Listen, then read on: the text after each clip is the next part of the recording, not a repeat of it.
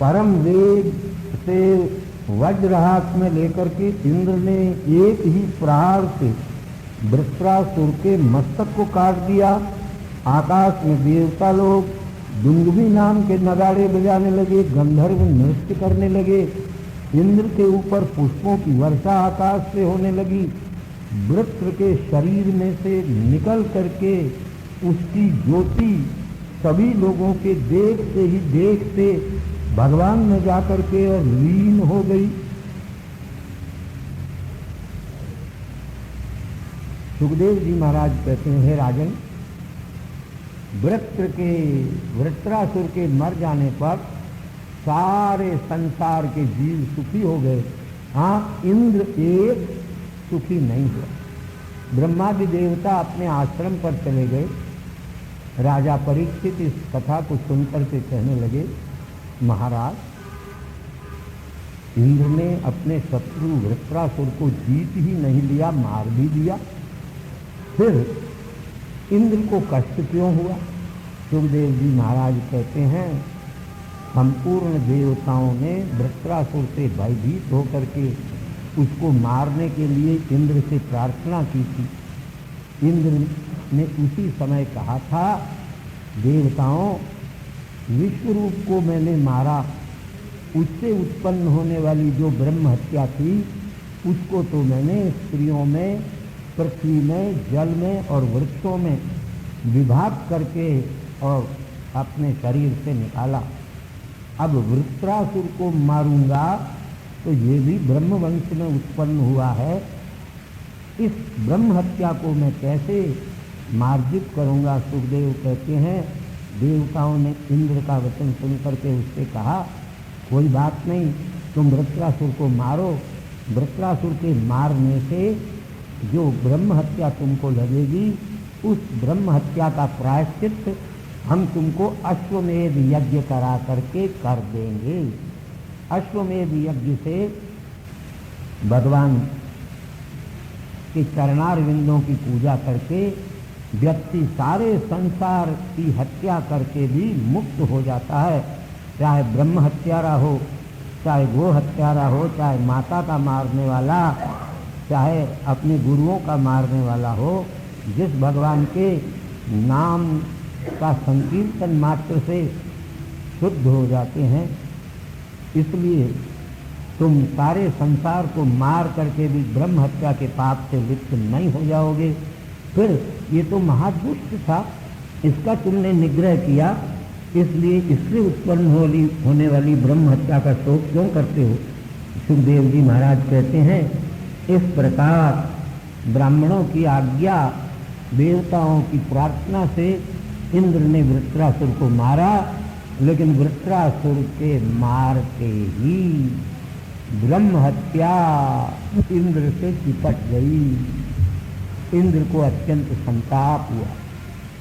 ब्रह्म हत्या का स्वरूप बतलाते हैं, चांडाली के जैसा उसका स्वरूप है।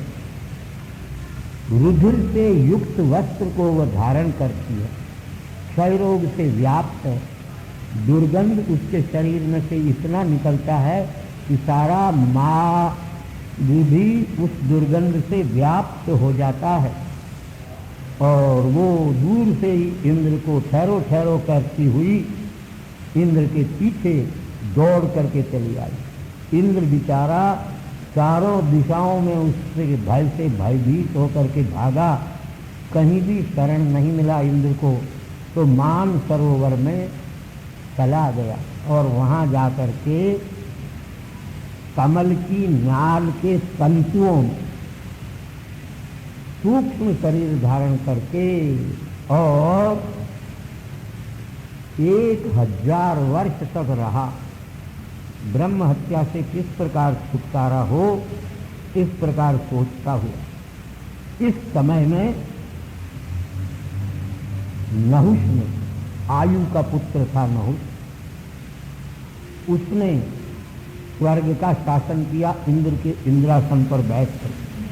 वह संपत्ति के ऐश्वर्य से पहले तो धर्मात्मा था, लेकिन मदान्ध हो गया और इंद्राणी ने अपने प्रभाव से उसको अजगर बना दिया।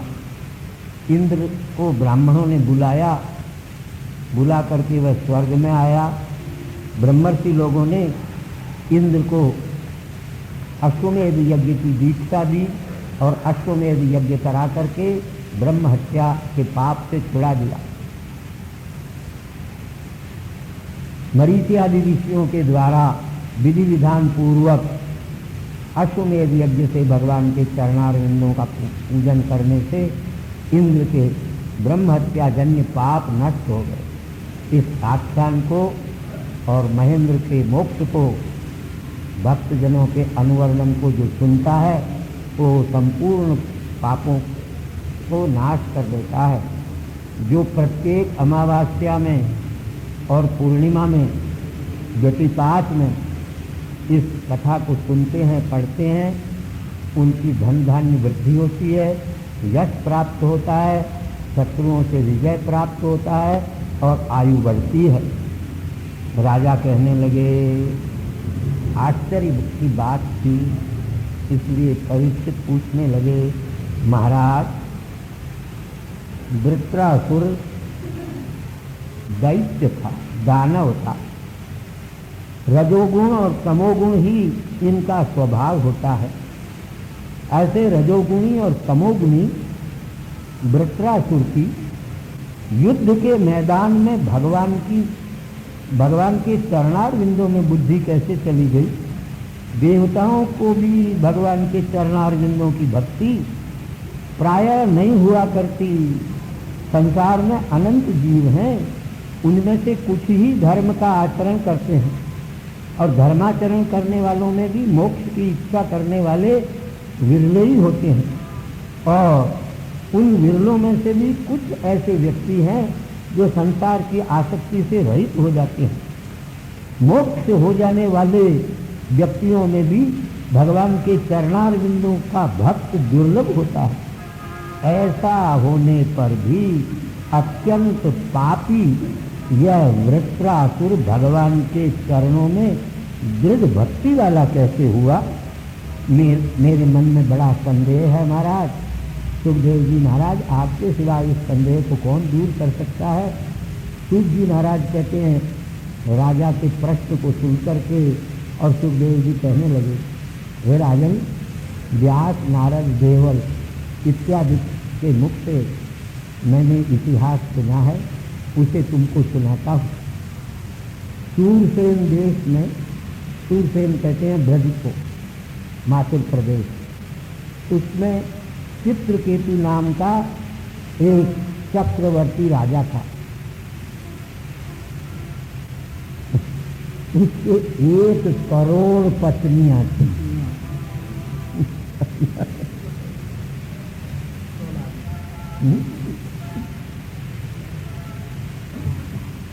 एक करोड़ पत्नियां थी, लेकिन सबकी सब बांझ थी, किसी के पुत्र नहीं हुआ। रूप, उदारता, ऐश्वर्य इत्यादि सब गुणगणों से संपन्न था राजा चित्रकेतु, लेकिन सारी की सारी पत्नियां बांझ हैं, इस वास्ते बड़ी चिंता में रहा करता था। सारी पत्नियां भी उसको प्रसन्न करने में असमर्थ, संपत्ति भी त्रिलोकी की, अखंड भूमंडल का ऐश्वर्य भी उसको प्रसन्न करने में असमर्थ था। एक दिन उसके घर पर स्वेच्छा से ही अंगिरा ऋषि आ गए। राजा ने अर्घ्यपाद इत्यादि से उनका पूजन किया, प्रणाम किया और हाथ जोड़ करके और खड़ा हो गया। अंगिरा महाराज उस राजा से कहने लगे, भैया, राज्य के 7 अंग होते हैं, स्वाम्य मात्र सुरकोश, राष्ट्र दुर्ग बलांच, स्वामी अमात्य मन मंत्रिमंडल, सुरेश मित्रमंडल, खजाना, राष्ट्र दुर्ग मन किला और सेना। तुम्हारे ये सब के सब ठीक ठाक है या नहीं, इनसे तुमको सुख होता है या नहीं। तुम अपने मंत्रिमंडल के ऊपर राज्य का भार दे करके और निश्चिंत हो या नहीं? तुम्हारी पत्नियां तुम्हारे वश में है या नहीं? देखो, संसार के सभी जीव उसके वश में होते हैं जो अपने मन को वश में रखता है। जो अपने मन को वश में नहीं रख सकता वो और किसी को भी वश में नहीं रख सकता। मैं देख रहा हूँ तुम्हारा मुख चिंता से सूख रहा है। मुनि के वाक्य सुन करके प्रजा की इच्छा रखने वाले राजा ने कहा, महाराज, आप तो भूत भविष्य वर्तमान को जानने वाले हैं। आप क्या नहीं जानते, सब कुछ जानते हैं, लेकिन आपने प्रश्न किया, इस वास्ते आपकी आज्ञा का पालन करता होगा। मैं आपको कहता हूँ, लोकपाल इंद्र वरुण यम कुबेर भी जिस संपत्ति की इच्छा करे वह संपत्ति मेरे पास है, लेकिन पुत्र न होने के कारण मुझे ये संपत्ति सुख नहीं दे रहे। मैं अपने पूर्वजों के साथ पुत्र रूप संतान को प्राप्त करके और नरक को पार कर जाऊं, ऐसा आप उपाय कीजिए। सुखदेव कहते हैं, ऐसी राजा ने प्रार्थना की तो पुत्रेश की यज्ञ किया अंगिरा महर्षि ने और चरु बनाया, और इस चरु के द्वारा स्रष्टा नाम के प्रजापति का यज्ञ किया। यज्ञ के उद्देश्य को हाथ में लेकर के अंगिरा महर्षि ने उन 1,00,000 पत्नियों में से जो सबसे बड़ी पटरानी थी, जिसका नाम कृतज्ञुति था, उसको दे दिया और कहा, लो, इसका प्राशन करने से तुम्हारे एक पुत्र होगा, लेकिन ये समझ लेना कि वो हर्ष और शोक दोनों को देने वाला होगा। ऐसा कह करके मुनिवर्य तो अंतर्ध्यान हो गए। सरु का प्राशन करने के लिए चित्रकेतु की पत्नी उसको गर्भ रह गया। उसका गर्भ प्रतिदिन शुक्ल पक्ष में चंद्रमा की तरह बढ़ने लगा। समय प्राप्त होने पर एक उत्तम अत्यंत सुंदर बालक को उसने जन्म लिया। राजा ने तत्काल स्नान किया। श्रुत्वा जातम पिता पुत्रम सतैलम स्नानमाचरेत्। अपने घर में पुत्र होते ही पिता को चाहिए वस्त्र सहित स्नान करे, तब वो जात कर्म नाम की पुष्टि करने का अधिकारी होगा। स्नान किया और स्नान करने के बाद ब्राह्मणों को बुला करके उसका जात कर्म इत्यादि संस्कार कराया, और ब्राह्मणों को बहुत सा सोना, गांव, हाथी, गायें 6 अरब दान में, कडर्ग दान, और नौकर चाकर इष्ट मित्र बंधु बांधवों के लिए भी बरसात की तरह उसने दोनों हाथों से खूब मन चाही वस्तुएं दे दी। अब अपने उस पुत्र में प्रतिदिन माता और पिता का स्नेह बढ़ने लगा। दूसरी जो 99,99,099 पत्नियां और बाकी थी, उनको मन में बड़ा संताप हुआ। चित्रकेतु राजा भी जिस पटरानी में पुत्र हुआ उससे अत्यंत प्रेम करने लगे। अपने स्वामी के अनादर से दूसरी रानियां अपने आप की निंदा करने लगी और कहने लगी कि जिस स्त्री को प्रजा नहीं होती वह दासी की तरह तिरस्कार को प्राप्त होती है, इसलिए उसे धिक्कार है। हम लोग बड़ी अभागिन हैं जिनका कोई मान इस घर में नहीं रह गया।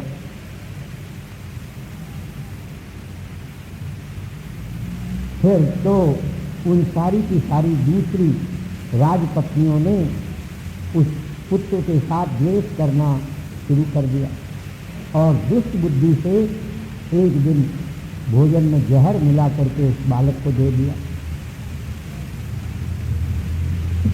बेचारी उसकी माँ कृतज्ञति ने समझा कि पुत्र मेरा सोया हुआ है, वह घर के काम करती रही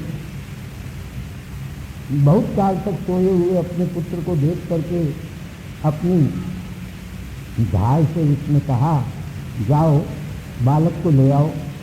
धाय दौड़ी जा करके उसने देखा सोए हुए को, तो आंखें फटी हुई है और बच्चा मर गया है। ऐसा जब देखा तो धाय बड़ी जोर से हाय हाय मर गई ऐसा कह करके पृथ्वी के ऊपर गिर पड़ी। उसका रुदन सुन करके तुरंत कृतज्ञति नाम की महारानी आई और अपने मरे हुए पुत्र को देख करके शोक से व्याकुल हो गई। केश उसके बिखर गए और पृथ्वी के ऊपर गिर पड़ी। अंतःपुर की सारी ही स्त्रियां और पुरुष भी रोने लगे। वो जो दूसरी पत्नियां थी वो भी कपट से रोने और छाती पीटने लगी। राजा ने भी जब अपने पुत्र की मृत्यु को सुना तो स्नेह से उसकी दृष्टि नष्ट हो गई और कदम कदम पर गिरता पड़ता उसका बालक के पास आकर के और शोक से आंखों में अश्रु भर करके रुद्ध कंठ हो करके कुछ बोलने में भी असमर्थ हो गया। कृतज्ञति शोक से व्याप्त मरे हुए अपने पुत्र को देख करके और अपने बालों को बिखेर करके अपने दोनों हाथों से छाती पीटती हुई कुर्री की तरह अनेक प्रकार से रुदन करने लगी और कहने लगी, हे विधाता तुम बड़े पागल हो। हम माता पिता बूढ़े जीवित हैं और हमारा छोटा सा ये बच्चा मर गया। ये तुमने क्या किया? करना चाहिए बुढ़े पहले मरे और बालक बाद में मरे। मालूम पड़ता है तुम सारे संसार के जीवों के शत्रु हो। खैर तुमने इतना किया तो कम से कम जीवों के हृदय में अपने पुत्र पौत्रों के और संबंधी बंधुओं के हृदय में विद्यमान जो स्नेह पास है उसको क्यों नहीं काट दिया? उसको काट देते तो आज हमें इतना दुख नहीं होता अपने पुत्र के मरने से। और अपने पुत्र से मरे हुए से कहने लगी, बेटे मुझे छोड़ करके कहाँ जा रहे हो? शोक से संतप्त अपने पिता को देखो। करुणा से रहित यमराज ने तुमको हमसे छीन लिया है। अब वापस लौट करके नहीं आओगे क्या? उठो बेटे उठो, ये तुम्हारे साथी बालक तुम्हें खेलने के लिए बुला रहे हैं। अरे भैया तुम भूखे हो, आओ मेरे स्तन का पान करो और अपने जनों के शोकों को दूर करो। मैं तुम्हारे प्रसन्न मुख को देखना चाहती हूँ, तुम्हारी तोतली वाणी सुनना चाहती हूँ। क्या मुझे तुम्हारा मुख देखने को अब नहीं मिलेगा? तोतली वाणी सुनने को नहीं मिलेगा? क्या ऐसी जगह चले गए जहाँ से लौट करके नहीं आओगे? सुखदेव कहते हैं, हे राजन परीक्षित, इस प्रकार विलास करती हुई अपनी पत्नी के साथ चित्रकेतु बहुत देर तक रोते ही रहे और उनके साथ उनकी प्रजा भी रोने लग गई। इस प्रकार राजा रानी और सारा ही उनका परिवार दुखित था। इतने ही में वीणा बजाते हरिगुण गाते नारद जी महाराज अंगिरा महर्षि के साथ वहाँ चले आए। सुखदेव कहते हैं, मृत बालक के पास में शोक से व्याप्त पड़े हुए राजा को नाना प्रकार की सदुक्तियों से ढांढस देने के लिए नारद और अंगिरा ने कहा, राजेंद्र जरा सोचो तो सही, तुम जिस इस मरे हुए बालक का शोक कर रहे हो ये तुम्हारा कौन है? जरा सोचो, जो पूर्व जन्म में तुम्हारे पुत्र थे वो आज पिता हो सकते हैं, जो पिता थे वो पुत्र हो सकते हैं। आज ये पुत्र पिता इत्यादि कहाँ हैं जो पूर्व जन्म में थे? जैसे नदी के वेग से बालू आती है और जाती है, इसी प्रकार काल के वेग से ही जीव आते हैं और जाते हैं। जैसे बीज अनाज को उत्पन्न करते हैं, तब भी बीजों को कोई बाप नहीं कहता और अनाज को कोई बेटा नहीं कहता। उनमें जन्म जनक भाव संबंध नहीं है। इसी प्रकार जीव का भी वास्तव में पिता पुत्र भाव संबंध नहीं है, इसलिए तुमको शोक नहीं करना चाहिए। ये सारे संसार के जड़ चेतन प्राणी ही नहीं, हम और तुम जन्म के पहले और मृत्यु के बाद जैसे नहीं होंगे वैसे अभी भी नहीं है, ये समझ लो। ये तो भगवान अपनी लीला से ही सारे जीवों को उत्पन्न करता है, उनकी रक्षा करता है और संहार भी कर लेता है। शरीर से शरीर पैदा होता है राजन, जैसे बीज से बीज पैदा होता है। आम की गुठली से आम का पेड़ होता है, उसमें फिर आम पैदा होता है, फिर गुठली पैदा होती है। वास्तव में जीव जो है ये तो अनादि है और इसका जीव भाव नष्ट होकर के ब्रह्म भाव को प्राप्त होता है। पुत्र पिता बंधु बांधव स्त्री पति पत्नी ये सब जीव में जो भेद है ये तो अज्ञान से पैदा होने वाला है, इस वास्ते तुमको शोक नहीं करना चाहिए। इस तरह नारद और अंगिरा के द्वारा आश्वासन प्राप्त करने पर राजा ने अपने हाथ से अपने मुख और आंसुओं को पूछा और कहने लगा, महाराज आप तो बड़े ज्ञानी मालूम पड़ते हैं, कौन हैं आप?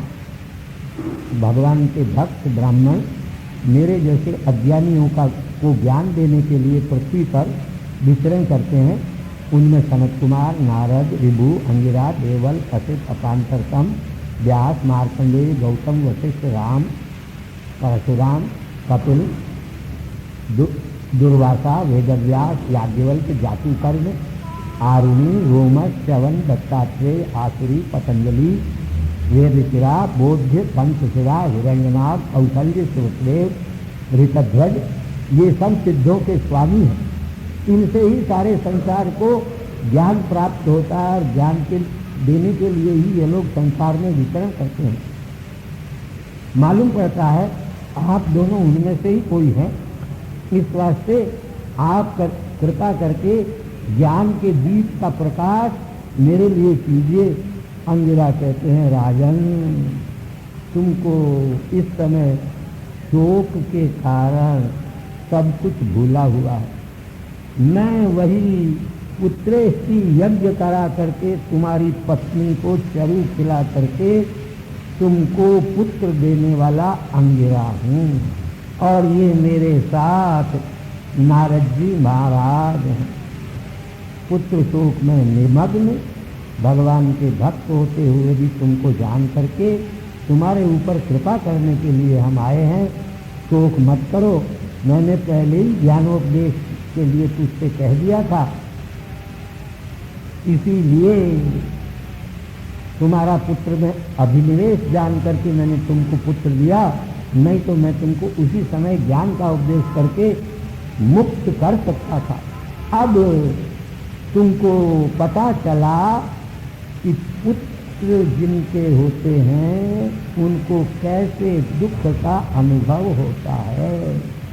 इसी प्रकार पत्नी, भाई, बंधु, इष्ट मित्र, बांधव, ऐश्वर्य और संपत्ति ये सब भी सुख के कारण नहीं, दुख के ही कारण हैं और एक दिन विनाश को प्राप्त होने वाले हैं। हे सूरसेन, शोक, मोह, भय को ये देने वाले हैं और मनुष्य को नाना प्रकार के कर्म कराने वाले हैं। जीव द्रव्य ज्ञान और क्रिया स्वरूप इस शरीर को प्राप्त करके अनेक प्रकार के क्लेश देने वाले कर्म करता है। इस वास्ते तुम अपने मन से आत्म तत्व का अनुसंधान करके द्वैत में फिर जो तुम्हारा विश्वास है इसका परित्याग कर दो और उत्तम का आश्रय लो। नारद कहने लगे, राजन मेरे से तुम एक मंत्रोपनिषद सुनो जिसका धारण करने से 7 दिन में तुमको संकर्षण विभु का दर्शन हो जाएगा। मूल भावन शंकर इत्यादि जिनके चरणारविंदों को प्राप्त करके यह मैं हूँ, यह मेरा है, इस प्रकार के भ्रम का परित्याग करके उत्तम गति को प्राप्त होते हैं, तुम भी वैसे ही शीघ्र ज्ञान को प्राप्त करके उत्तम गति को प्राप्त कर लोगे। सुखदेव जी महाराज कहते हैं, हे राजन परीक्षित, नारद ने अपने संबंधी बंधु बांधव और जाति बांधवों के बीच में मरे हुए उस बालक को जिला दिया नारद जी, और उस बालक से कहने लगे, हे भैया, तुम्हारे माता पिता शोक से व्याकुल हो रहे हैं, इनको जरा देखो तो सही। तुम्हारी कुछ आयु अगर बाकी हो तो फिर अपने इस शरीर से संसार के भोगों को भोगो और अपने पिता की राजगद्दी को संभालो। इतना सुन करके वो बालक बोला, ओ नारद जी महाराज, कृपा करके ये तो बताइए कि ये मेरे किस जन्म के माँ बाप हैं। जीव अपने कर्मों के फल के अनुसार कभी देवता बनता है, कभी पशु पक्षी बनता है, कभी मनुष्य बनता है। ऐसे सारे संसार की योनियों में भटकने वाले जीव के मेरे ये किस जन्म के माता और पिता हैं। शत्रु मित्र उदासीन ये सब सभी के प्रायः क्रम से हुआ करते हैं। जैसे सोने या सोने का जेवर खरीद बेच के कारण कभी एक व्यक्ति के पास जाता है, कभी दूसरे के पास जाता है, इसी प्रकार यह जीव भी अपने कर्म के वशीभूत होकर के कभी किसी शरीर में जाता है, कभी किसी शरीर में जाता है। जब तक जीव का शरीर के साथ संबंध है तभी तक ममता है। जीव को पिताजी का संबंध प्राप्त हो जाने पर भी यह संबंध नित्य नहीं है, खत्म हो जाने वाला है। हाँ, जीव अवश्य अविनाशी है, संपूर्ण इंद्रियों का साक्षी है, उसको न प्रिय होता है न अप्रिय होता है। हिताहित करने वाले जो मित्रादि हैं, इनकी भी बुद्धियां विचित्र हुआ करती है। जीव तो उनका साक्षी है। मैं तो जीव स्वरूप हूँ, तुम्हारे साथ मेरा कोई संबंध नहीं है, इसलिए तुम मेरा किसी प्रकार का शोक मत करो। सुखदेव जी महाराज कहते हैं, राजन परीक्षित, जीव ऐसा कह करके उस शरीर में से फिर निकल करके अंतर ध्यान को प्राप्त हो गया। उस बालक की इस प्रकार की ज्ञान युक्त वाणी को सुन करके सबने स्नेह का परित्याग कर दिया। उस बालक के शरीर की दाह क्रिया की और करने के बाद जलदान इत्यादि करके शोक मोह को त्याग दिया। उस बालक को जहर देने वाली जो राजा की दूसरी पत्नियां थी, उन्होंने पश्चाताप किया। ब्राह्मणों का आदेश प्राप्त करके बाल हत्या के व्रत को यमुना के किनारे जा करके और किया। चित्रकेतु ब्राह्मणों की युक्ति से ज्ञान को प्राप्त करके घर रूपी अंधकूप से निकल करके यमुना नदी में स्नान तर्पण इत्यादि करके, और उसने ब्राह्मण के दोनों, ब्रह्मा जी महाराज के दोनों पुत्र अंगिरा और नारद को प्रणाम किया। फिर नारद जी महाराज ने शरणागत हुए उस राजा को, चित्रकेतु को ब्रह्म विद्या का कथन किया, जिसका पहला मंत्र है, भगवते वासुदेवाय प्रद्युम्नाय अनिरुद्धाय संकर्षणाय नमः। संकर्षण वासुदेव प्रद्युम्न अनिरुद्ध स्वरूप भगवान को नमस्कार करते हैं, जो भगवान आत्मा राम है, परमानंद मूर्ति हैं, संपूर्ण इंद्रियों के स्वामी हैं और सारा संसार जिनकी मूर्ति अर्थात स्वरूप है, जो संपूर्ण इंद्रियों के शांत हो जाने पर भी स्वप्नावस्था और सुषुप्त अवस्था में प्रकाशित करता है, जो सत्सत अर्थात मिथ्या और सत्य से परे है, वह भगवान हमारी रक्षा करे। जिसमें ये जगत उत्पन्न होता है, स्थिति को प्राप्त करता है और नाश को भी प्राप्त कर लेता है, उस भगवान के चरणारविंदों में नमस्कार है। बुद्धि, मन, प्राण इत्यादि जिस भगवान के स्वरूप को जानते नहीं, उस भगवान के चरणारविंदों की हम प्रपत्ति करते हैं। देह, इंद्रिय, मन आदि जिस चैतन्य के प्रकाश के कारण अपने अपने कर्म में लगते हैं, उस भगवान को नमस्कार करते हैं। भगवान महापुरुष हैं, महाविभूतियों के भी स्वामी हैं, उनको हम नमस्कार करते हैं। सुखदेव जी महाराज कहते हैं, नारद ने अपने भक्त राजा चित्रकेतु को इस विद्या का उपदेश करके अंगिरा के साथ ब्रह्मलोक में गमन किया। चित्रकेतु राजा भी केवल जल मात्र का भोजन करके नारद की बताई हुई विद्या को 7 दिन तक उसने धारण किया। 7 दिन के बाद विद्याधरों का अधिपति हो गया और कुछ समय तक विद्याधरों का आधिपत्य प्राप्त करके अंत में भगवान के चरणारविंदों में लीन हो गया। मृणाल, गौण, नीलांबर, किरीट, केयूर, कटसूत्र, कंकण से युक्त सिद्धेश्वरों से वेष्टित भगवान का दर्शन उसको हो गया। भगवान के दर्शन से उसके सब पाप नष्ट हो गए, शरीर में रोमांच हो गया, प्रेम से नेत्रों में से आंसू बहने लगे। भक्तिपूर्वक नमस्कार किया और ऐसा प्रेम से विह्वल हो गया भगवान का दर्शन करके कि कुछ स्तुति करने में भी असमर्थ हो गया। फिर मन को स्थिर करके भगवान की स्तुति करते हुए वह राजा चित्रकेतु कहने लगा, भगवान आप तो अजित हैं, संसार में कोई आपको जीत नहीं सकता। हाँ, जो आपके भक्त हैं वो जरूर आपको जीत लेते हैं। आप अपने भक्तों को अपने समान बना देते हैं। जगत की उत्पत्ति, स्थिति और प्रलय ये आपका वैभव मात्र है। आप आदि, मध्य और अंत से रहित हैं। आप स्थूल और सूक्ष्म के भी मूल कारण हैं। यह अंडकोश, पृथ्वी आदि 7 आवरणों से वेष्टित आप में परमाणु की तरह भ्रमण करता रहता है।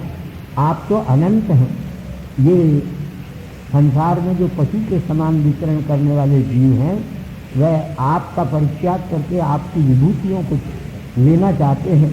उनके मनोरथ अंत में नष्ट होते हैं। विषयों की इच्छा करके भी यदि कोई आपकी सेवा करे तो आप उसको मोक्ष दे देते हैं। आप तो अजित हैं। सनकादि महर्षि मोक्ष के लिए आपकी उपासना करते हैं। मैं ये चाहता हूँ भगवान आपकी कृपा से आपके चरणारविंदों में मेरी बुद्धि कभी विषम न हो जाए। जो अपना और पराया द्रोह करता है उसका कभी कल्याण हो सकता है क्या? ज्ञानी लोग ही आपके धर्मों का सेवन करते हैं और आपकी उपासना करते हैं। आपके दर्शन मात्र से मनुष्यों के पाप क्षीण हो जाते हैं। भगवान, मैं आपके दर्शन से कृतार्थ हो गया। नारद का उपदेश मिथ्या कैसे हो सकता है? आप तो अंतर्यामी हैं। हम जैसे लोग आपसे क्या मांग सकते हैं? आप तो कुयोगियों को कभी दर्शन दे सकते ही नहीं। परमहंस स्वरूप हैं। आपके मस्तक पर ये भूमंडल करतब की तरह घूमता रहता है। ऐसे सहस्त्र मस्तकधारी शेष स्वरूप, अनंत स्वरूप आपके चरणारविंदों में मेरा नमस्कार है। सुखदेव कहते हैं, इस प्रकार स्तुति को प्राप्त करके और शेष भगवान ने विद्याधरपति चित्रकेतु से कहा, राजन, नारद और अंगिरा ने तुमको जिस विद्या का उपदेश दिया उनसे तुम पहले ही से सिद्ध हो गए थे। अब मेरे दर्शन से और सिद्ध हो गए हो। मैं संपूर्ण प्राणियों की आत्मा हूँ। ये सारा संसार मुझसे भिन्न नहीं है। भोग्य और भोक्ता ये दोनों स्वरूप मुझसे ही व्याप्त है। जैसे स्वप्न में सोया हुआ मनुष्य कभी शेर को देखता है, पर्वत को देखता है, जंगल को देखता है, लेकिन जहाँ सोया पड़ा हुआ है वहीं रहता है। जब स्वप्न से उठता है तो जागृत अवस्था का अनुभव कर लेता है। इस प्रकार प्रसिद्ध जागृत, स्वप्न और सुषुप्ति इत्यादि अवस्थाएं जो हैं, ये सब मेरी माया के ही खेल हैं। ऐसा जान करके तीनों अवस्थाओं से रहित अपने अंतरात्मा का ही स्मरण करना चाहिए। जीव जिस स्वरूप से सुषुप्ति अवस्था में घोर नींद में निर्गुण सुख को प्राप्त कर लेता है, वही मेरा स्वरूप है, तुम उसको जानो। जागृत और स्वप्नावस्था में स्मरण करने वाले पुरुष के लिए इन अवस्थाओं का प्रकाशक स्वरूप में मैं हूँ। इस ज्ञान का नाम ही ब्रह्म ज्ञान है। जब मेरे स्वरूप को भूल जाता है व्यक्ति, तभी अपने आप को मुझसे भिन्न समझते हैं, तब तो पुरुष को ये संसार रूप बंधन प्राप्त होता है। और मनुष्य योनि को प्राप्त करके जो आत्मज्ञान को प्राप्त नहीं करता, उसे कहीं भी सुख नहीं हो सकता है। जो बुद्धिमान व्यक्ति है वो तो प्रवृत्ति मार्ग में क्लेश का अनुभव करके निवृत्ति मार्ग से मोक्ष का स्मरण करके सारे संकल्पों से विराम को प्राप्त कर लेते हैं। संसार के अंदर दंपति अर्थात पति पत्नी सुख की प्राप्ति के लिए और दुख के नाश के लिए कर्म करते हैं, तब भी उनको कोई लाभ नहीं होता है। इस प्रकार सुख के लिए चेष्टा करने वालों को दुख और दुख के लिए चेष्टा करने वालों को सुख देख करके आत्मा की सूक्ष्म गति को जानना चाहिए। ये सारे संसार के विषय केवल देखने और सुनने मात्र के लिए हैं। ज्ञान विज्ञान से परितुष्ट होने पर ही व्यक्ति मेरा भक्त बनता है। योग से निपुण जिसकी बुद्धि हो गई है, वह तो अपने पराये में एक मात्र मेरे स्वरूप को ही देखता है। यही सबसे बड़ा स्वार्थ है। मेरा वचन इस प्रकार धारण करते हुए तुम ज्ञान विज्ञान से संपन्न होकर के शीघ्र ही सिद्ध हो जाओगे। सुखदेव महाराज कहते हैं, भगवान ने चंद्रकेतु राजा को इस प्रकार आश्वासन देकर के अंतर्धान प्राप्त कर लिया। सुखदेव जी महाराज कहते हैं, राजन,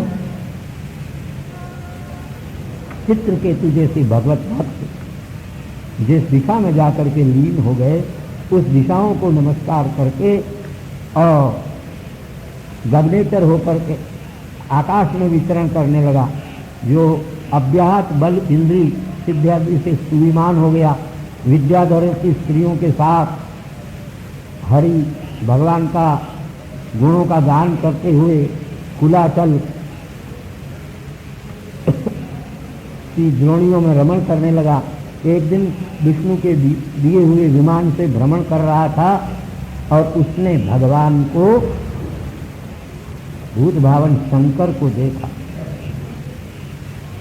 मुनियों की सभा लगी हुई थी। भूत भावन शंकर अपनी अर्धांगिनी भगवती पार्वती का आलिंगन करके उस सभा में विराजमान थे। सुखदेव जी महाराज कारण बतलाते हैं, वृत्रासुर राक्षस होते हुए भी भगवान का भक्त कैसे बन गए। ध्यान रखिए, कथा का अनुसंधान कीजिए। उसी के लिए सुखदेव जी महाराज इस कथानक को कह रहे हैं।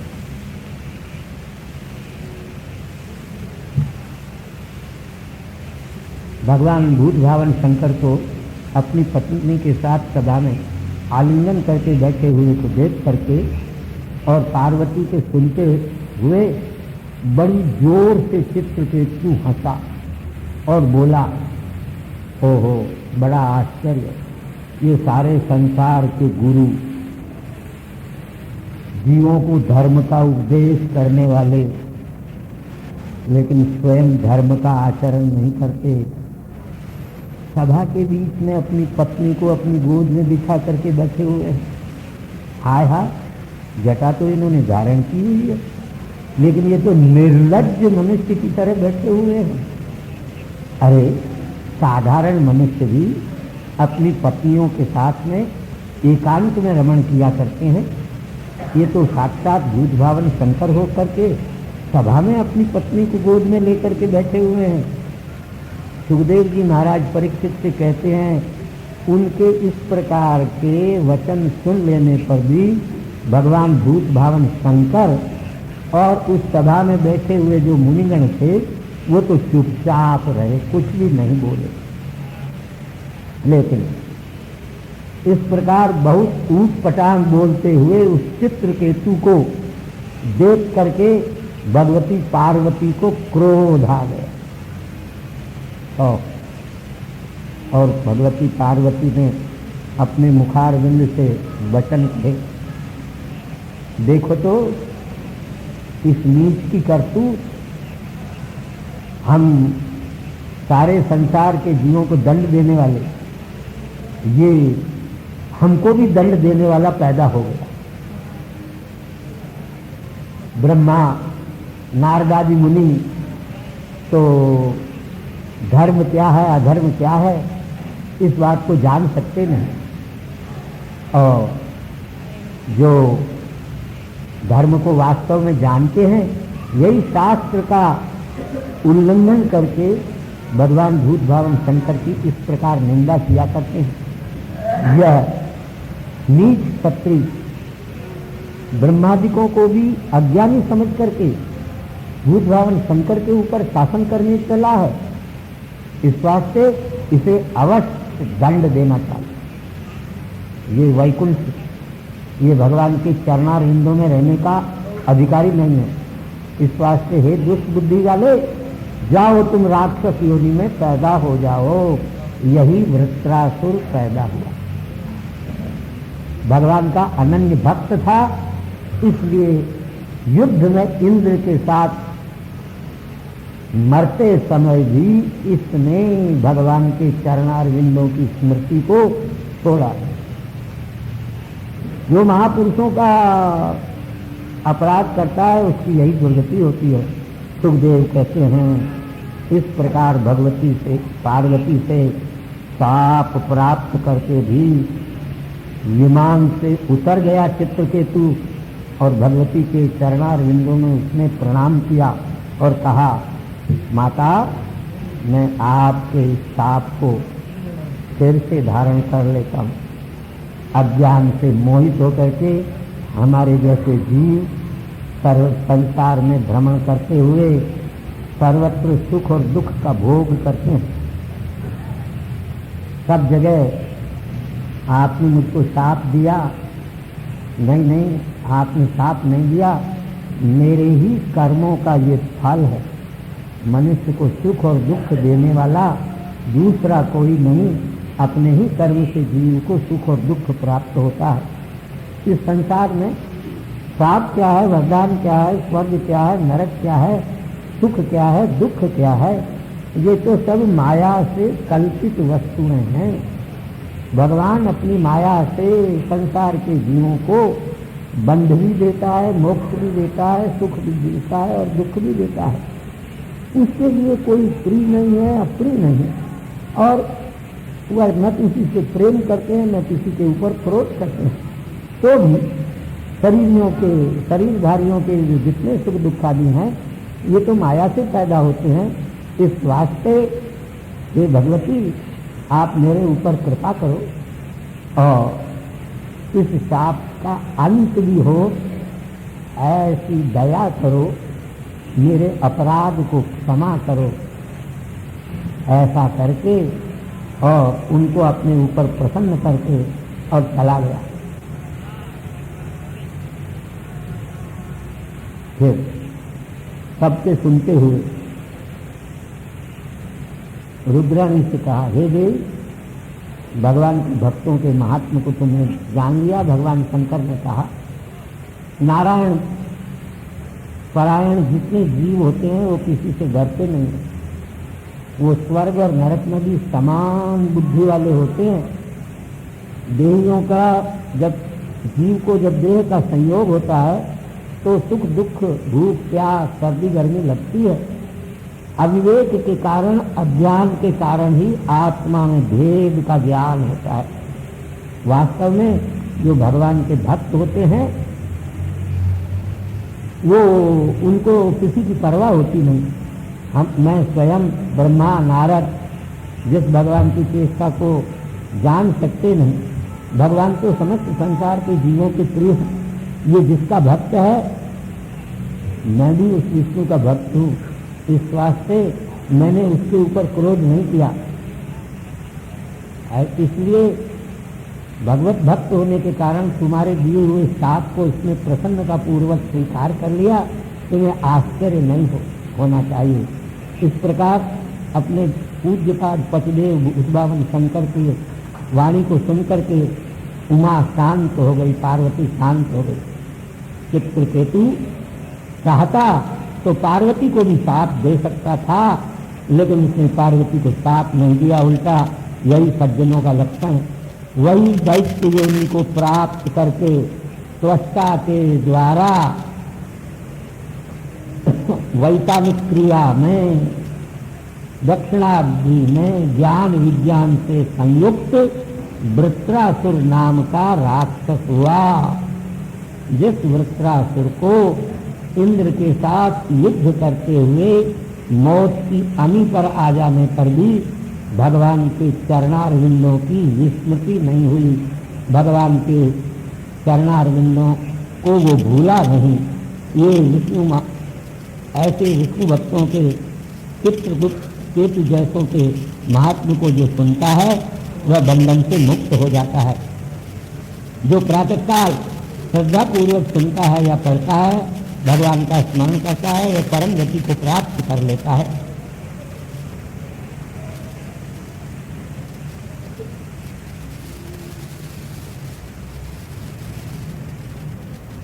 सुखदेव जी महाराज कहते हैं, अब आगे की सृष्टि का वर्णन सुनो राजन परीक्षित। सविता की प्रश्नी नाम की पत्नी में 3 कन्याएं हुई, जिनका नाम सावित्री, यारती और त्रयी था, और 5 पुत्र हुए, जिनका नाम अग्निहोत्र, पशुयाग, सोमयाग, चातुर्मास और महामत था। और भग की सिद्धि नाम की